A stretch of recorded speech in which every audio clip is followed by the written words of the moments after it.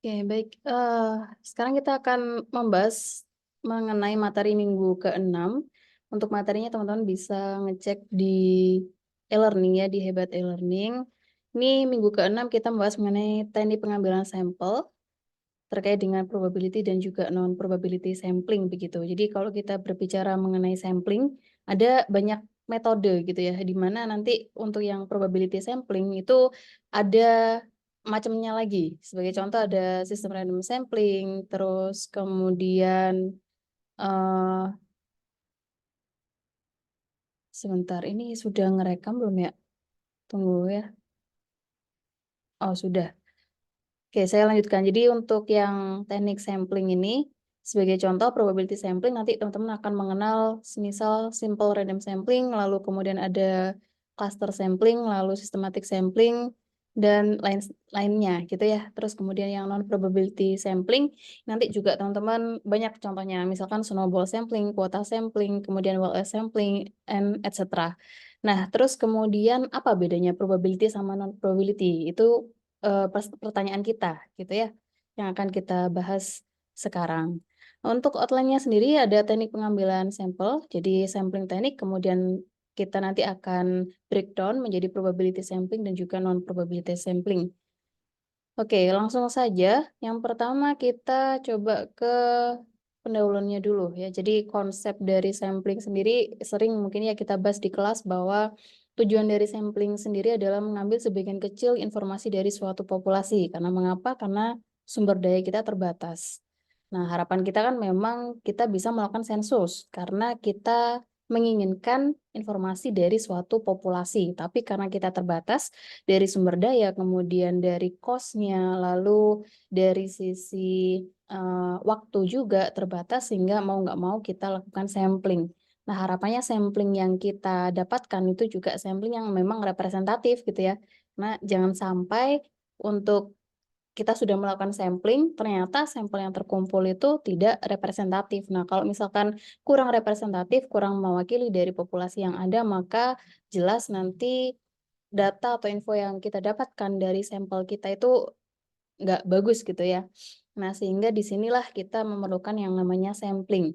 Nah, untuk melakukan sampling sendiri itu tekniknya macam-macam, tergantung dengan tujuan penelitian, satu. Lalu yang kedua adalah tergantung dengan objek penelitian kita, sehingga nanti kita bisa menentukan siapa respondennya. Apakah respondennya diketahui, berapakah jumlahnya, kalau memang diketahui ya otomatis kita nanti harus punya daftar unit populasinya. Nah, sehingga dari situ nanti lebih kita ke arahkan probability atau non probability. Lalu kemudian responden udah tahu, populasinya jelas, iya itu ya. Termasuk juga ya intinya harus memahami populasi sama objektif dari si penelitian itu sendiri. Nah, tentu di sampling ada beberapa unsur gitu ya teman-teman yang memang sudah sering kita bahas juga terkait dengan populasi, sampel, kemudian random, representatif, generalisasi, lalu ada parameter sama statistik. Kalau ada ilustrasi di samping, ada gambaran populasi, kemudian sebagian kecil dari populasi kita ambil yang namanya sampel gitu ya, atau ya sebagian kecil dari populasi. Nah, tentunya sampel ini harus merepresentasikan dari populasi yang ada. Lalu pengambilan sampel itu kita lakukan secara random. Karena apa? Karena kalau nggak random takutnya sampel yang kita miliki itu homogen. Nah, kekurangan kalau homogen apa? Kekurangan kalau homogen adalah kita nanti akan mendapatkan suatu informasi yang cenderung homogen tentunya gitu ya. Sebagai contoh nih, kita ingin melakukan sampling terkait dengan yang sering saya bahas aja di kelas, yaitu terkait dengan ini, durasi mahasiswa untuk screen time, misalkan TikTok aplikasi TikTok gitu ya teman-teman. Nah, kalau misalkan di sini yang kita ambil homogen dalam artian misalkan, orang-orang yang memang ada tendensi untuk mengambil atau menghadap bermain TikTok itu jamnya 5 jam ke atas semua ya, maka kita akan mendapatkan informasi bahwa remaja di Indonesia itu memang 5 jam ke atas semua gitu ya, bermain TikTok-nya. Nah, padahal di sisi lain ternyata ada juga loh yang bermain TikTok tuh hanya kurang dari 1 jam, hanya 30 menit misalkan per hari atau 1 jam, 2 jam kayak gitu ya. Nah, sehingga untuk menghindari hal itu, maka kita bisa mengambil sampel itu secara random, gitu. Oke. Nah, kemudian, eee, dari sampel ini yang kita pelajari dari inferensial statistik gitu ya, di mana di inferensial statistik itu kita mengambil suatu informasi populasi dari sampel yang ada. Nah, contohnya kemarin ada beberapa metode yang sudah teman-teman pelajari di pengantar statistik, ada yang namanya uji hipotesis gitu. Nah, kalau teman-teman perhatikan, uji hipotesis ini yang kita uji adalah suatu parameter atau ukuran dari populasi gitu ya, teman-teman. Nah, sedangkan data yang kita ambil atau data yang kita olah adalah data sampel. Nah, sehingga dalam artian begini, yang kita ingin ambil informasinya adalah suatu populasi. Nah, tetapi karena kita terbatas, mau nggak mau, bukan mau nggak mau ya, kesannya terpaksa gitu. Karena kita terbatas dari segi sumber daya, waktu, ongkos, biaya gitu ya maksud saya, maka kita lebih memilih untuk melakukan sampling. Nah, di pengujian hipotesis kalau teman-teman dulu sempat ingat misalkan uji Z gitu atau distribusi normal, nah maka di situ yang teman-teman masukkan datanya kan ada X minus mu gitu ya, X minus mu per sigma. Nah, X sendiri di situ adalah data-data dari populasi, data dari sampel. Nah, sehingga dari data sampel yang memang sudah kita peroleh itu nanti akan kita generalize atau ya kita generate ke suatu populasi. Sebagai contoh ternyata di sampel itu ternyata mahasiswa itu atau remaja di Indonesia itu tidak benar bahwa durasi screen time-nya lebih dari 5 jam. Nah, maka dari keputusan itu atau dari kesimpulan itu bisa kita generalisasi ke populasi, ya asalkan memang memenuhi kaidah yang ditetapkan gitu. Konsep dasar sampling ini saya rasa teman-teman udah hafal di luar kepala, ada populasi, sampel, kemudian ada populasi target, di mana ada elemen, unit sampling, sama kerangka sampling. Elemen adalah responden atau sumber informasi. Jadi kalau teman-teman melakukan survei sebagai contoh objeknya adalah manusia atau orang atau masyarakat, maka si A, B, C gitu ya, atau misalkan di sini ada mahasiswa NIM 1, NIM 2, NIM 3, dan seterusnya itu sebagai elemen atau responden kita, sebagai sumber informasi. Lalu unit sampling adalah unit dasar berisi elemen populasi yang akan diambil sampelnya. Jadi misalkan unit samplingnya sebagai contoh kita bagi kelas SDA 1 sama SDA 2 gitu ya. Nah, maka nanti teman-teman akan misalkan unit samplingnya ada SDA 1 sama SDA 2 kayak gitu. Di mana di SDA 1 berisi mahasiswa-mahasiswa dengan NIM 1, 2, 3, 4 dan seterusnya. Di SDA 2 juga demikian. Ada NIM 10, 11, 12 dan seterusnya. Gitu ya. Lalu sampling frame atau kerangka sampling adalah sebuah daftar atau himpunan dari unit sampel dalam populasi yang digunakan untuk menyeleksi sampel tersebut. Jadi ada dari daftar dari unit sampel dalam populasi. Oke, ini kerangka sampling, lalu proses sampling ada definisikan populasi, termasuk di dalamnya menentukan populasi target. Jadi siapa yang akan teman-teman survei, yang akan kalian sampel. Contohnya kalau tadi saya mencontohkan kita ingin meneliti terkait dengan berapa lama durasi screen time untuk remaja di Indonesia dalam hal bermain aplikasi TikTok gitu ya. Maka dalam hal ini jelas populasinya adalah remaja di Indonesia. Kategori remaja berapa? Misalkan dari usia 15 sampai taruhlah 20 tahun gitu. Kemudian kita menentukan sampling frame. Ini tahap yang kedua. Tahap ketiga adalah kita memilih teknik sampling yang akan digunakan, entah itu nanti probability atau non-probability, di mana probability dan non-probability akan kita deep down, akan kita dalami nanti. Kemudian yang keempat adalah tentukan ukuran sampel. Jelas kita harus menentukan kalau misalkan populasinya misal 1 juta, maka berapa sih sampel yang harus kita ambil sehingga sampel yang terambil itu sudah representatif dari keseluruhan populasi yang ada, gitu ya. Kemudian yang kelima, tentukan proses samplingnya. Tuh. Lalu inti dari sampling ada populasi, kemudian kita kalau ukuran populasi kita notasikan dengan N besar atau N kapital. Kalau ukuran dari sampel itu kita notasikan dengan huruf N kecil. Nah, lalu bagaimana caranya untuk mengambil N kecil itu dan berapa besarnya? Nah, ini kita ada hitungannya, kecuali yang non probability sampling. Nanti ya, teman-teman kita coba dalami apa perbedaan antara probability sama non probability sampling. Lalu akan dipelajari berbagai teknik sampling yang sesuai dengan kondisi populasi. Apa saja yang akan pelajari, ya kita nanti cek. Dan akan didiskusikan faktor apa saja yang menentukan besarnya N. Jadi untuk penentuan N ini memang ada banyak faktor gitu ya. Kalau kemarin kita berbicara mengenai pemilu yang memang sudah lewat kemarin, tentu teman-teman tidak asing dengan yang namanya berbagai lembaga survei yang ada. Itu lembaga survei A, B, C, D, E, F, G, dan seterusnya.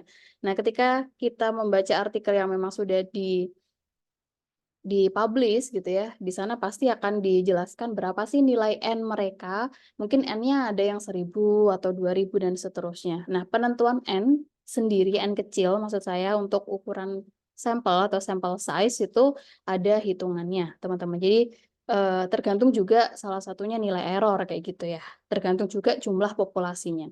Nah, tentu semakin banyak populasi, ukuran populasinya, tentu nilai N-nya itu bagusnya juga semakin besar. Sebagai contoh gini, kita, antara populasi yang berukuran 1 juta sama populasi yang berukuran 200 juta, tentu nanti pengambilan sampelnya juga harusnya lebih banyak yang populasinya berukuran 200 juta gitu ya, dibandingkan hanya yang populasinya berukuran 1 juta. Itu. Lalu inti dari teknik sampling adalah menentukan ukuran sampel atau N kecil, sampel size gitu ya. Lalu faktor yang mempengaruhi N diantaranya adalah besarnya populasi, jelas tadi yang saya ilustrasikan ada 1 juta populasi sama 200 juta populasi, tentu besaran dari nilai sampel size atau N kecil ini nanti akan berbeda. Lalu keragaman populasi, ya heterogenitas dari populasi. Tentu kalau misalkan kita ingin mengambil sampel, jangan sampai sampel yang terambil itu homogen, gitu ya. Karena kalau homogen, pasti kita tidak akan bisa menangkap informasi yang ada di populasi. Istilahnya adalah kurang representatif, gitu ya. Kurang merepresentasikan dari keseluruhan karakteristik dari populasi yang ada. Sehingga teman-teman perlu memperhatikan kerandoman atau keragaman atau heterogenitas dari populasi, sehingga nanti akan berdampak pada pengambilan sampelnya. Lalu yang ketiga adalah tingkat ketelitian atau tingkat kepercayaan. Nah, ini mirip ya, karena kita berbicara mengenai statistik. Kalau teman-teman pernah baca artikel atau buku terkait dengan lie with statistik itu real ya, teman-teman. Jadi statistik ini bisa ada positif dan sisi negatifnya gitu ya. Sisi positifnya adalah tentu kita akan mendapatkan bisa mengolah data, kemudian mendapatkan informasi yang penting dari data itu positifnya. Tapi di sisi lain, sisi negatifnya adalah kita bisa memanipulasi data dalam tanda kutip. Dalam tanda kutip ini biasanya bentuk manipulasinya adalah kita bisa memanipulasi sesuai dengan keinginan kita. Contoh nih, misalkan, lagi-lagi ke pemilu aja ya yang gampang dulu. Dulu sempet rame nih, ada beberapa misalkan ada 5 lembaga survei yang memang lagi mensurvei pasangan calon gitu ya. Saya masih ingat dulu bukan yang periode ini, yang periode 2019 kalau tidak salah itu, ada satu lembaga survei itu dia yang outlier gitu. Nah, di mana yang 4 lembaga survei itu memenangkan misalkan pasangan calon X, sedangkan yang ini, yang lembaga satu yang outlier itu tadi, dia memenangkan paslon Z sendiri gitu ya. Nah, sehingga di sini ya teman-teman perlu apa ya, ngecek banyak gitu ya. Maksudnya bisa jadi memang sampel yang terambil di lembaga yang outlier itu memang homogen homogen dalam hal homogen mayoritasnya adalah memilih paslon Z gitu ya, sehingga yang terambil atau kesimpulan yang terambil ya tentu ini, bias gitu ya. Sehingga harapannya teman-teman bisa memahami atau bisa menentukan termasuk juga tingkat ketelitian atau tingkat kepercayaan. Karena kita bicara statistik tentu ada error di situ, ada probability, ada uncertainty. Jadi kalau udah berbicara statistik, nggak akan jauh beda dengan yang namanya ketidakpastian atau uncertainty. Sehingga di sana erat kaitannya dengan yang namanya nilai error gitu.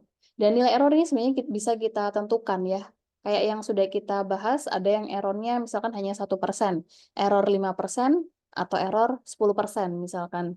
Tentu dengan pengambilan 1%, 5%, dan 10% akan ada efek yang berbeda ya. Contoh, kalau misalkan penelitian kita cenderung di bidang medis kesehatan, kita akan memilih yang 1% untuk tingkat errornya gitu ya, di mana 99% kita yakin dengan penelitian kita begitu.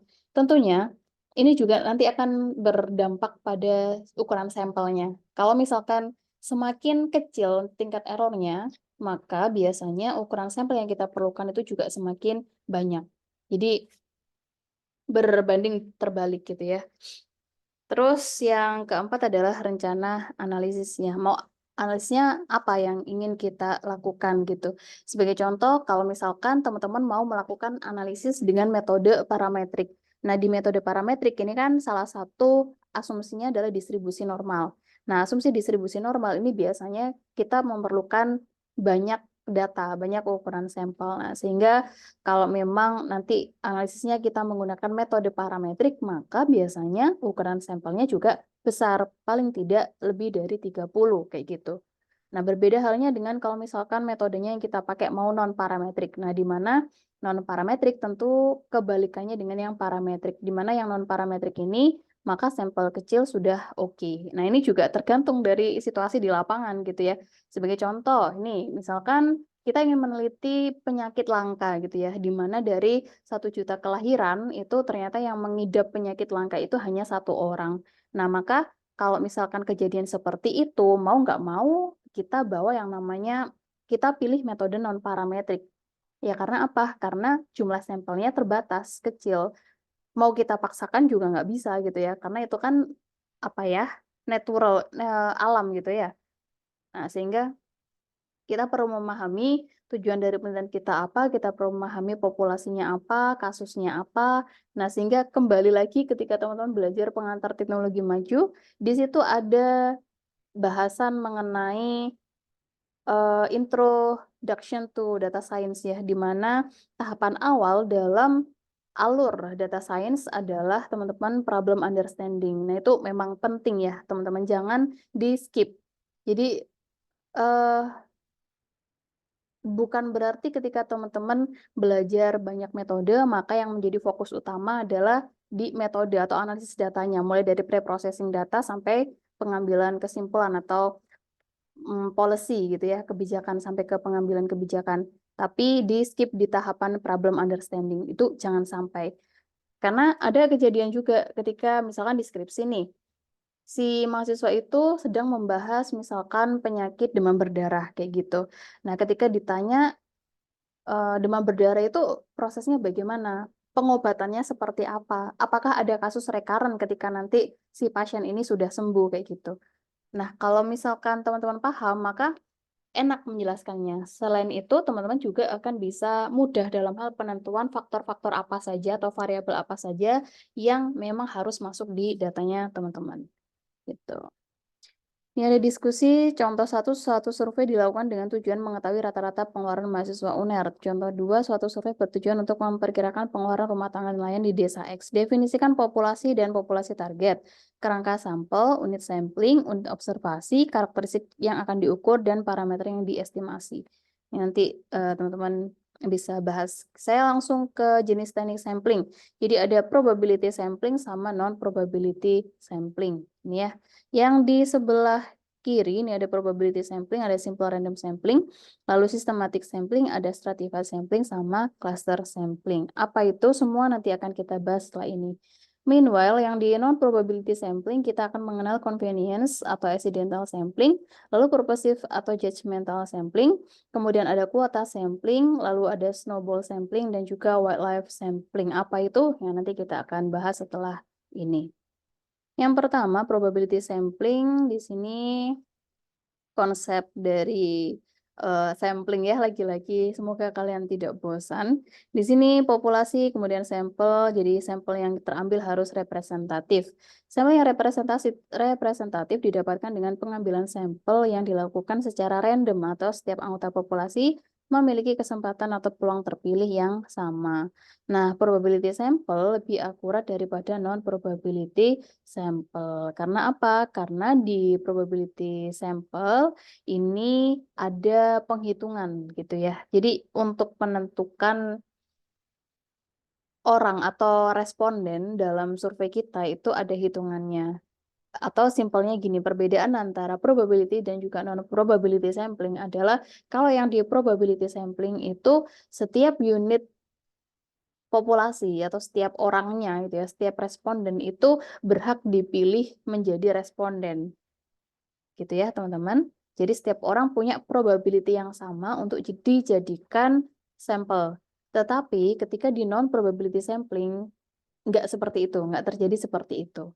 Contoh, di non-probability sampling, misalkan nih, saya mau tadi kembali ke contoh durasi penelitian terkait dengan durasi lamanya screen time TikTok gitu ya, bagi remaja di Indonesia. Nah, kalau semisal saya pakai non-probability sampling, semisal saya memilih kuota sampling gitu ya. Dari kuota sampling ini saya menentukan saya hanya butuh 50 orang nih, 50 remaja gitu. Nah, maka saya bodo amat 50 remaja ini siapa aja gitu ya. Mau saudara saya yang masih remaja kah atau tetangga saya atau siapapun yang saya kenal, saya suruh sebagai responden, ya nggak ada masalah gitu ya. Nah, tetapi kalau yang di probability sampling saya nggak boleh seperti itu. Jadi harus ada hitungannya. Siapa-siapa aja yang harus menjadi target sampelnya gitu. Ini SRS yang pertama atau simple random sampling atau sampel acak sederhana ya teman-teman di Indonesianya. Pengambilan sampel berukuran N dari populasi N kapital dan setiap anggota populasi memiliki kesempatan yang sama untuk terpilih sebagai sampel yaitu sampling tanpa pengembalian. Lalu simple random sampling atau sampling acak sederhana SAS merupakan dasar dari metode sampling yang lain. Cara menentukan sampel yang dipilih dapat menggunakan tabel acak, melempar dadu, atau undian paket program statistik, dan lain. Contoh yang tadi, saya mencontohkan kalau yang di non-probability, kan saya bisa mengajak tetangga, saudara, atau teman saya menjadi responden gitu ya, itu yang non-probability. Tapi kalau yang di probability, kita nggak boleh seperti itu. Karena kenapa? Karena untuk menentukan respondennya, itu harus ada hitungannya. Contohnya, hitungannya bagaimana? Misalkan kita menentukan pakai tabel acak gitu ya. Nah, jadi nanti teman-teman coba cari aja ada tabel acak gitu. Nah, di situ nanti kita baru bisa menentukan respondennya A, B, C gitu ya. Si A, si B, si C-nya itu dari tabel acak. Jadi nggak ngasal seperti di non-probability sampling. Nah, kelebihan atau advantage dari metode SRS itu yang pertama karakteristik dari anggota populasi identik gitu ya, teman-teman. Lalu sampling frame diketahui, kemudian mudah dikerjakan, kemudian sampel tersebar atau biaya besar. Contoh, ini, penelitian dilakukan pada mahasiswa S1 TSD Angkatan 21 tujuannya untuk mengetahui proporsi mahasiswa yang membawa sepeda motor. Peneliti memiliki sampling frame dari mahasiswa S1 TSD Angkatan 21 di mana tiap mahasiswa memiliki kesempatan yang sama. Ini tadi yang saya bilang. Jadi setiap orang dalam hal ini setiap mahasiswa punya probability yang sama untuk dijadikan menjadi sampel. Kemudian responden terpilih akan disurvei terkait apakah mereka menggunakan sepeda motor saat ke kampus. Dengan demikian dapat diperkirakan kapasitas tempat parkir prodi TSD sehingga dapat menampung semua sepeda motor yang digunakan mahasiswa prodi. Contoh yang kedua, perumahan mewah umumnya dihuni penduduk berpenghasilan menengah ke atas. Suatu penelitian ingin mengetahui banyaknya rumah tangga yang menggunakan layanan televisi satelit berlangganan. Dari semua rumah tangga dalam perumahan tersebut diambil sampel secara SRS, sehingga mengetahui banyaknya penduduk yang menggunakan televisi satelit berlangganan. Ini skema SRS, contoh kita ini yang atas dulu. Dari misalkan NIM mahasiswa 1 sampai 14 gitu ya. Terus kemudian setelah kita ambil, kita sudah ada daftar unit populasinya gitu ya, ada 1, 2, 3, dan seterusnya. Nah, untuk menentukan si A, si B-nya yang menjadi sampel, kita tentukan berdasarkan tabel acak misalkan, atau tadi, apa namanya, melempar dadu, undian, paket program statistik, dan lainnya. Nah, sehingga yang terpilih adalah orang NIM 2, NIM 3, NIM 8, sama NIM 14 kayak gitu. Bisakah NIM lain? Bisa, tergantung dari tabel acak atau lemparan dadu, undian, atau paket program statistik yang lain, itu. Contoh lagi di sini, kita punya ada populasinya sebanyak 3, N sama dengan 3, dan akan diambil N sebanyak 2.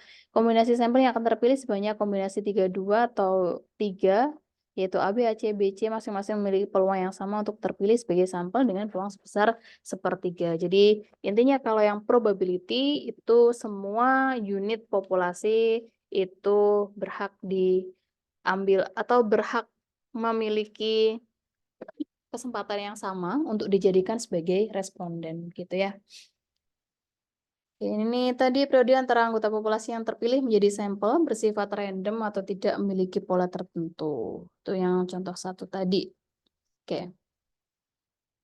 Nah, ini contoh yang nomor 1 lebih banyak ya kebetulan. N-nya ukuran 14 dan diambil sebanyak 4 sampel untuk menghitung kemungkinan kombinasi C, N kapital N atau C ukuran populasi, ukuran sampel, sehingga akan ada kombinasi 14 4, yaitu ada 1001 kombinasi sampel yang mungkin terjadi. Intinya sampling SRS digunakan untuk mengestimasi populasi, dan nilai-nilai yang perlu diestimasi ada rata-rata, total, sama proporsi. Ini hitungannya ada rata-rata dan seterusnya. Ini nanti contohnya teman-teman bisa pahami lebih lanjut gitu ya.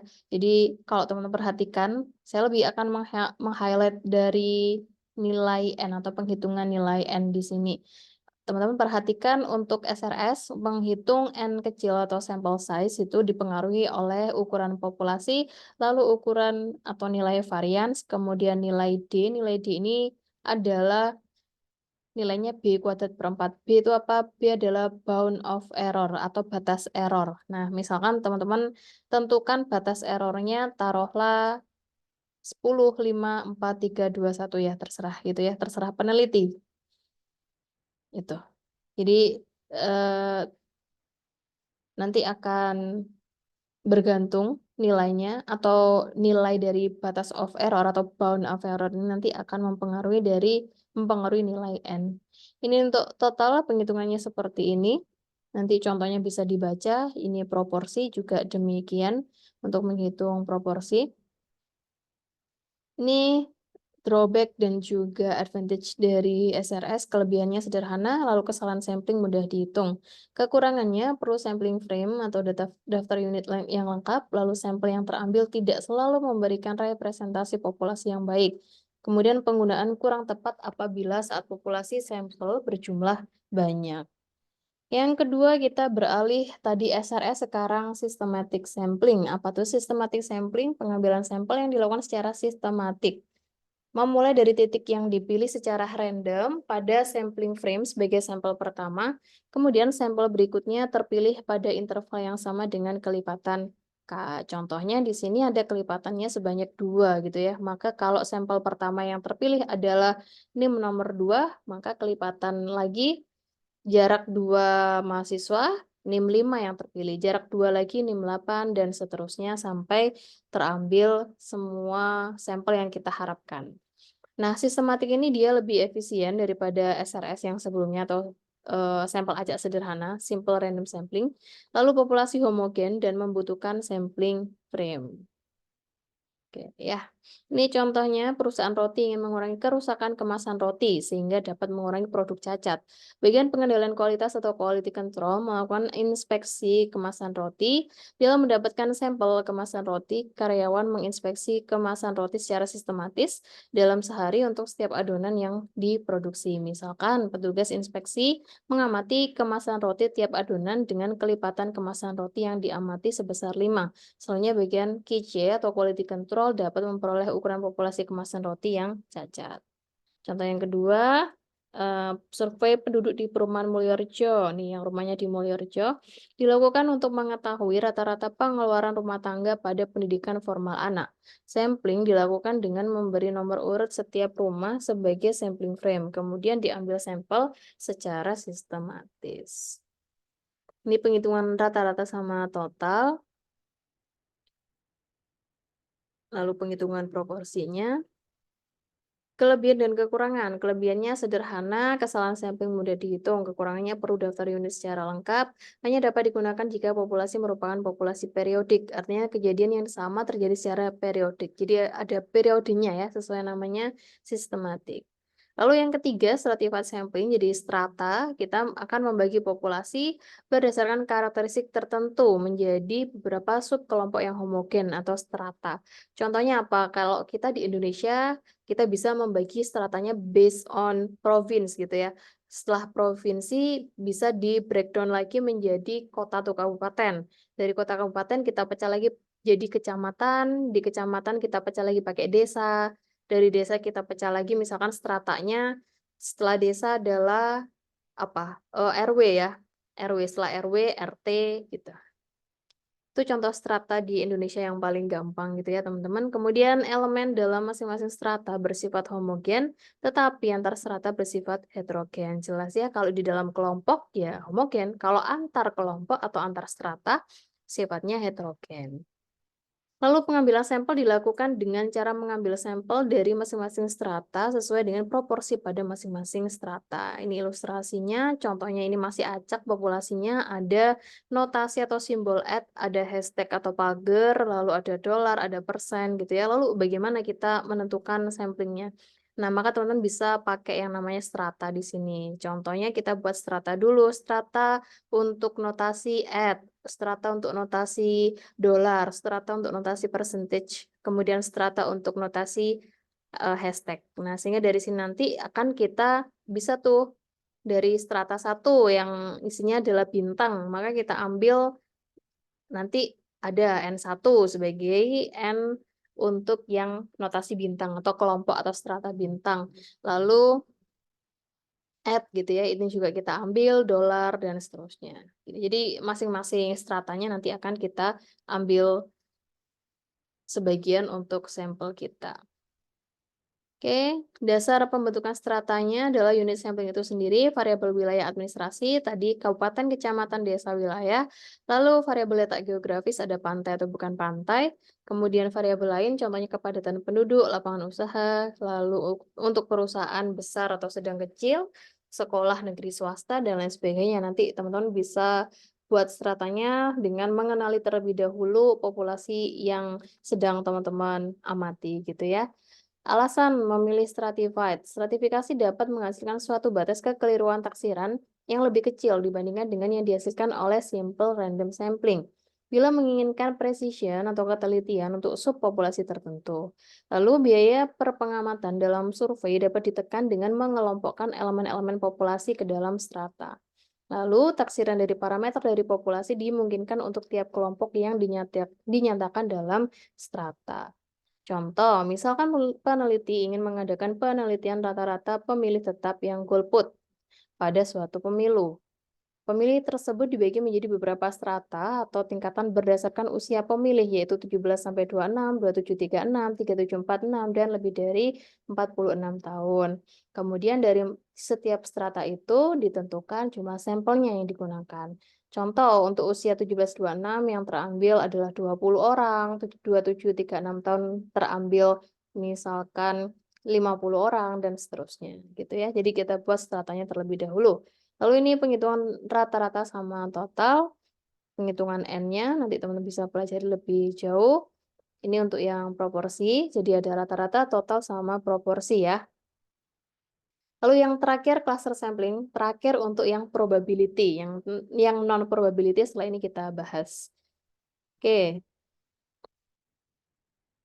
Unit observasi dikumpulkan dalam unit sampel yang lebih besar atau disebut cluster. Digunakan bila populasi dapat dibagi dalam kelompok-kelompok dan karakteristik yang dipelajari ada dalam setiap kelompok. Tiap unit individu yang ada dalam kelompok yang terpilih akan diambil sebagai sampel.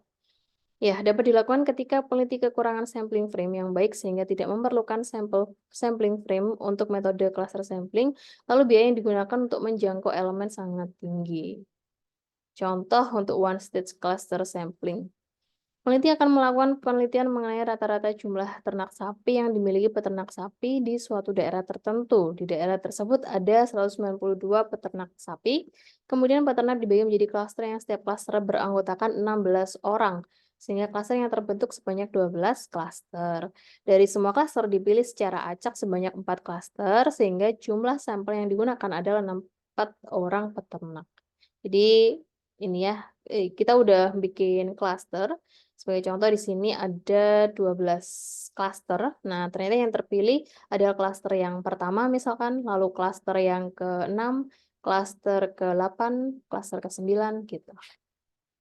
Jadi kalau yang di sini tinggal teman-teman ambil klasternya. Contoh kalau di Indonesia Raya gitu ya, ada 30 berapa? 9 provinsi, terus kemudian kalau kita asumsikan setiap provinsinya itu adalah suatu klaster, maka ya udah tinggal ngambil aja. Misalkan yang terambil klaster taruhlah provinsi Jambi, kemudian provinsi Bali, lalu provinsi Jawa Timur, provinsi Nusa Tenggara Barat, dan seterusnya. Provinsi Papua Pegunungan, dan seterusnya gitu ya. Jadi kalau sudah seperti itu yang terampil ya, maka teman-teman tinggal mengamati objek penelitian yang ada di Papua Pegunungan, lalu apa tadi, di Nusa Tenggara Timur, lalu di Jawa Timur, Jambi gitu ya. Jadi yang provinsi yang lain kita boleh abaikan. Karena apa? Karena nggak terambil sebagai sampel. Contoh untuk two-stage cluster, karena sesuai namanya di sini ada cluster tapi ada two-stage-nya. Contoh, peneliti akan melakukan penelitian mengenai karakteristik orang tua mahasiswa prodi TSD, yaitu proporsi banyaknya tanggungan orang tua. Orang tua mahasiswa tersebut kemudian dibagi menjadi 12 cluster menurut asal daerah atau domisili. Kemudian dipilih secara acak didapatkan hanya 7 cluster yang digunakan dalam pengambilan sampel. Setelah itu, pada masing-masing klaster dipilih kembali secara acak yang menjadi sampel sesuai dengan keinginan dan kebutuhan peneliti. Sehingga jumlah sampel yang digunakan sebanyak 56 orang tua mahasiswa prodi Universitas Airlangga. Ya, itu ya. Jadi ada two stage. Ada dua dua step gitu ya. Yang awal kita ada 12 klaster berdasarkan daerah atau domisili, lalu setelah itu kita ambil lagi secara acak gitu ya. Ini ada tuh stage cluster. Atau contohnya ada stage cluster, contoh cluster di Indonesia, Indonesia Raya. Kita bagi misalkan klaster 1 based on province, kemudian klaster kedua berdasarkan kabupaten atau kota, klaster ketiga berdasarkan distrik atau kecamatan, kemudian klaster ke K ya apa gitu ya, misalkan desa atau RW RT gitu. Oke, ini rata-rata sama total penghitungannya nanti teman-teman bisa pahami lebih lanjut, juga proporsi. Lalu yang terakhir non-probability sampling. Non-probability sampling ini dia jauh lebih fleksibel. Kenapa? Karena kita tidak perlu banyak penghitungan. Berbeda dengan yang probability sample dalam menentukan nilai N-nya atau sample size itu kita perlu memperhatikan beberapa hal. Tadi ya ada ketelitian atau error, kemudian ada variansi atau keragaman, terus termasuk juga unit populasinya kita harus tahu, dan lain sebagainya. Tapi yang non-probability kita boleh mengabaikan hal itu semua. Contoh ini nih, dalam sampel non-probabilitas, individu dipilih berdasarkan kriteria non-acak dan tidak setiap individu memiliki peluang untuk disertakan.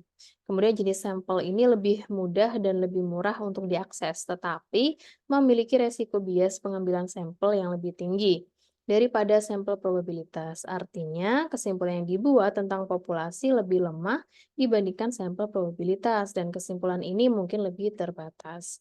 Jika peneliti menggunakan sampel non-probabilitas, sebisa mungkin sampel yang terambil mewakili atau merepresentasikan populasi. Lalu, teknik pengambilan sampel non-probabilitas sering digunakan dalam penelitian eksplorasi dan juga kualitatif.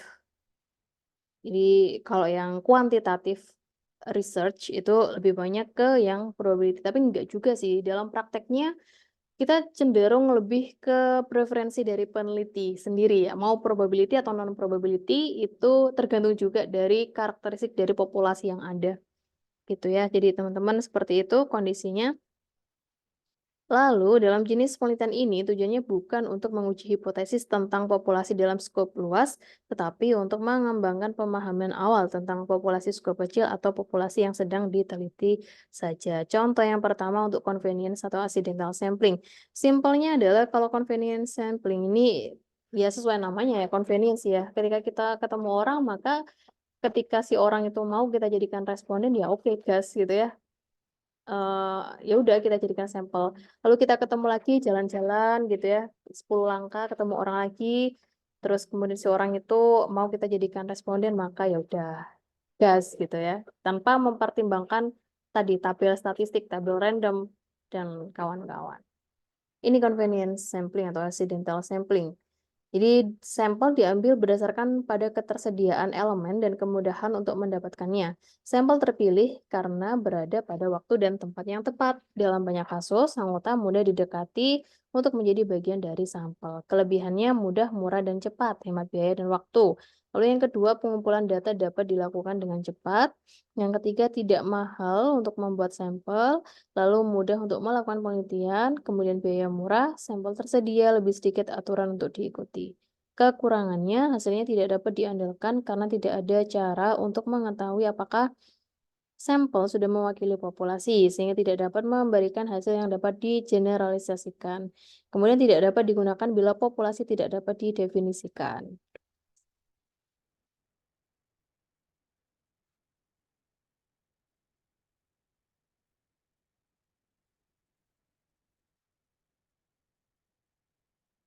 Kemudian, lanjut purposive atau judgmental sampling, kalau ini sesuai namanya kita purpose based on kebutuhan kita juga sih sebenarnya, sama judgmental sampling. Contoh nih, kita sebagai researcher menginginkan untuk meneliti remaja gitu ya, remaja di Indonesia, yang tadi tuh screen time TikTok. Terus kemudian ketika kita memang memandang ketemu orang gitu ya, dan menilai bahwa si orang itu adalah remaja yang memang sesuai kriteria kita, remaja kemudian dia bermain TikTok, nah maka ya udah kita tarik, kita ambil sebagai responden. Tapi berbeda cerita kalau misalnya kita ketemu taruhlah anak kecil gitu ya, yang masih TK gitu, ya tentu dia nggak memenuhi kriteria respon yang menjadi responden kita gitu ya, karena dia masih dia belum remaja, dia masih anak-anak maksudnya gitu. Jadi itu judgmental sampling atau sebagai contoh lainnya teman-teman ingin mengamati terkait dengan apa ya, apa ya, preferensi internet provider gitu ya, ada Telkomsel, XL, Indosat, dan kawan-kawan gitu ya. Nah, ketika memang ketemu responden dan memenuhi kriteria dia pakai Telkomsel, XL, sama Indosat ya kita tarik gitu ya. Tapi kalau misalkan dia pakai apa ya, yang di luar tiga ini, misalkan pakai Axis gitu ya, ada kan? Nah, dia nggak kita jadikan sebagai sampel. Oke, judgment sampling merupakan pengambilan sampel berdasarkan kriteria yang telah ditentukan. Pengambilan sampel metode ini dapat digunakan untuk berbagai alasan. Secara umum, tujuan pengambilan sampel adalah untuk sengaja memilih unit, misalnya individu, peristiwa, objek, yang paling sesuai untuk memungkinkan peneliti menjawab pertanyaan penelitian mereka. Hal ini sering dilakukan ketika populasi yang diteliti sangat kecil atau karakteristik unit yang diinginkan sangat jarang, sehingga pengambilan sampel probabilistik tidak dapat dilakukan. Kelebihannya apa? Apabila probability sampling tidak dapat digunakan sama sekali, lalu sampelnya sangat kecil, kemudian peneliti memahami objek penelitian dengan sangat baik. Kekurangannya, perlu kejelian peneliti dalam mendefinisikan populasi dan membuat pertimbangannya.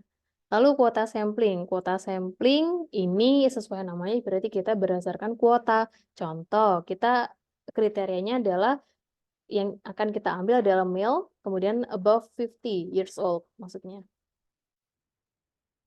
Nah, ketika kita ketemu, orang gitu ya, dengan kriteria male dan above 50 usianya, maka ya kita jadikan sebagai sampel gitu ya. Biasanya juga kita batasi karena kuota, kita batasi kuota. Jadi taruhlah kita akan hanya mengamati 100 orang saja gitu ya. Ketika sudah ketemu 100, ya sudah selesai. Kita nggak akan nyari lagi respondennya. Tuh juga terkait dengan kuota sampling. Jadi pengambilan sampel kuota adalah metode pengambilan sampel non-probability di mana peneliti membuat sampel yang melibatkan individu yang mewakili suatu populasi. Peneliti memilih individu-individu ini menurut sifat atau kualitas tertentu. Sampel ini dapat digeneralisasikan untuk seluruh populasi. Bagian terakhir akan ditentukan hanya menurut pengetahuan pewawancara atau peneliti tentang populasi. Kelebihannya apa? Kelebihannya adalah menghemat waktu, kenyamanan penelitian, dan menghemat uang. Ya, karena kuota udah jelas itu ya. Lalu kekurangannya, tingginya tingkat kesulitan dalam merumuskan hasil penelitian karena data yang diperoleh sangat beragam. Lalu tidak adanya prosedur baku bagi pewawancara dan teknik wawancara akan berpengaruh pada terjadinya bias. Lalu snowball sampling. Snowball sampling ini sesuai ilustrasinya dan sesuai dengan yang kalian pelajari, yang kalian pahami, yang namanya snowball gitu ya. Awalnya kecil, lama-kelamaan akan menjadi banyak.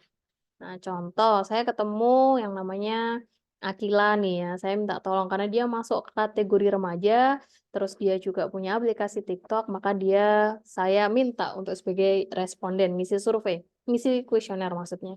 Oke, Akila ini saya ada kuesioner, minta tolong diisi ya, gitu ya.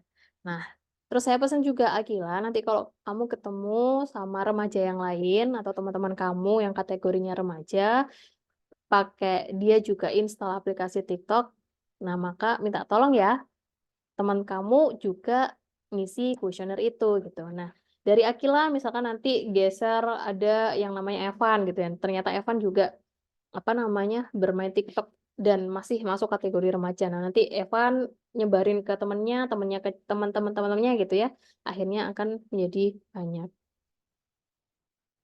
Oke, pengambilan sampel snowball didefinisikan sebagai teknik pengambilan sampel non-probabilitas di mana sampel memiliki sifat yang jarang ditemukan. Dalam teknik pengambilan sampel ini, subjek yang ada memberikan rujukan untuk merekrut sampel yang diperlukan untuk studi penelitian. Kelebihannya apa? Peneliti dapat menjangkau populasi yang sulit diambil sampelnya. Prosesnya murah, sederhana, dan hemat biaya, membutuhkan sedikit perencanaan dan tenaga kerja. Kekurangannya, peneliti memiliki sedikit kendali atas metode pengambilan sampel. Keterwakilan sampel tidak dijamin. Lalu bias pengambilan sampel. Ini untuk yang kekurangan dari snowball sampling. Lalu yang terakhir, kalau nggak salah ini yang terakhir adalah wireless sampling. Simpelnya wireless sampling ini digunakan untuk mengambil sampel di mana sampelnya adalah binatang liar ya, teman-teman. Jadi kalau teman-teman mau ngecek kira-kira harimau Sumatera sejauh ini tuh ada berapa ekor sih yang masih tersisa gitu. Nah, caranya adalah ketika teman-teman terjun ke hutan gitu ya, dimanapun yang di situ ada di situ ada harimau Sumatera, maka ketika kalian ketemu pertama kali dengan si harimau itu, kalian berikan tanda di situ. Entah itu kalian berikan apa ya, kalau harimau itu apa? Entah kalung, tapi kalau kalung tuh terlalu bahaya ya. Ya apapun lah tandanya. Nah, maka sehingga ketika kalian besoknya atau lusanya ke situ lagi dan ketemu si harimau itu, maka kalian sudah paham, oh itu sudah ada harimau kemarin yang sudah dijadikan responden, yang sudah dijadikan sampel gitu. Maka perlu cari responden yang lain. Atau misalkan sudah diubek-ubek ya hutan itu selama kurang lebih 1 bulan, ternyata yang tersisa harimau Sumateranya tinggal 5 ekor. Nah, maka dari situ kita sudah bisa menyimpulkan bahwa harimau Sumatera di hutan itu jumlahnya sejauh ini tinggal 5 ekor. Nah, maka langkah selanjutnya apa? Oh, kalau dibandingkan dengan tahun lalu ternyata jumlahnya menurun nih. Nah, kira-kira kenapa? Nah, sehingga di situ akan ada analisis yang lebih mendalam lagi gitu ya, teman-teman. Lalu bagaimana cara menentukan teknik sampling? Catat tujuan penelitian umumnya yang perlu diperhatikan yaitu kombinasi dari biaya, presisi, dan akurasi. Lalu identifikasi teknik pengambilan sampel yang efektif yang berpotensi mencapai tujuan penelitian. Lalu ujilah masing-masing metode ini dan periksa apakah mereka membantu dalam mencapai tujuan penelitian. Lalu pilih metode yang paling sesuai untuk penelitian. Ini probability versus non-probability sampling. Definisinya adalah kalau probability adalah teknik sampling di mana subjek dari populasi mendapatkan kesempatan yang sama untuk dipilih sebagai sampel yang representatif. Kalau yang non-probability adalah metode pengambilan sampel di mana tidak diketahui individu mana dari populasi yang akan dipilih sebagai sampelnya.